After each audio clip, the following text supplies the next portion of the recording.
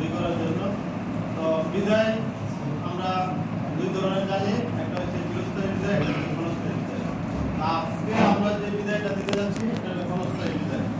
ক্ষণস্থায়ী বিদায়ের মধ্যে আমি জানি যা সেটা হলো আরো দুই ধরনের বিদায়, যে একটা হচ্ছে মনের ইচ্ছা শক্তির বিরুদ্ধে বিদায়, আর একটা হলো নিজের যে ইচ্ছা করে যে একটা বিদায় হয় সেই বিদায়। তো আমি আজকে যে ছয়জন আমাদের বন্ধুদের যে বিদায়, আমি মনে করব যে এখানে মনের ইচ্ছার বিরুদ্ধে কোনো বিদায় নাই, কারণ দুইজন হলো অবসরজনিত, এটা সবাই একদিন একদিন দেখেও। আরেকজন হচ্ছে আমাদের পদোন্নতির বিদায়, যেটা হচ্ছে আমি আমাদের মুজিবুর রহমান, আমি ওনাকে বলবো যে তার অতিনৈতিক ভালো, যে 500 উপজেলা থেকে নিজের উপজেলায় গেছে এবং কি উপসাগর কৃষি বিভাগ থেকে সহকারী কৃষি সংগঠন হয়ে গেছে। এটা অত্যন্ত ওনার সত্যি ওনার খুব আনন্দের একটা বিষয়।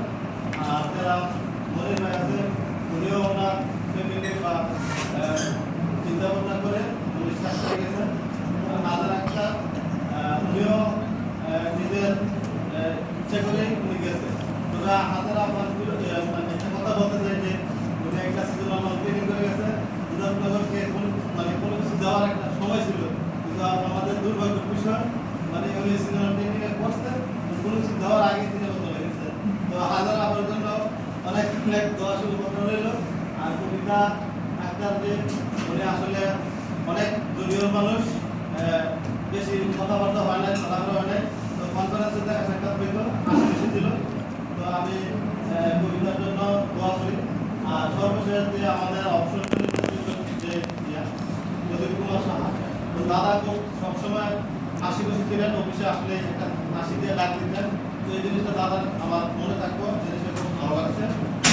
এই সময় আমি আরেকটা কথা, আমাদের আবুল কালাম আজাদ ভাই, উনি আসলে নীরব ছিল, কিন্তু আমরা অনেক সময় রসিকতা বলতাম, কারণ হাতিয়ার পরিবার দেখতাম ওই সময় বলতাম যে ভাই গরিব আনেন না দিই, অবশ্যই একদিন মাস্তি দেওয়া দিলা হাসিয়া পালা, আসলে কোনো প্রতিবাদ করে নেই।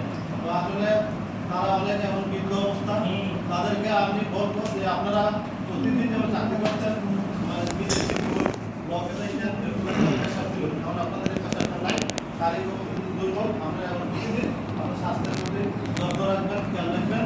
তো আজকের এই অনুষ্ঠানে সকলের সুস্বাস্থ্য এবং দীর্ঘায়ু কামনা করছি।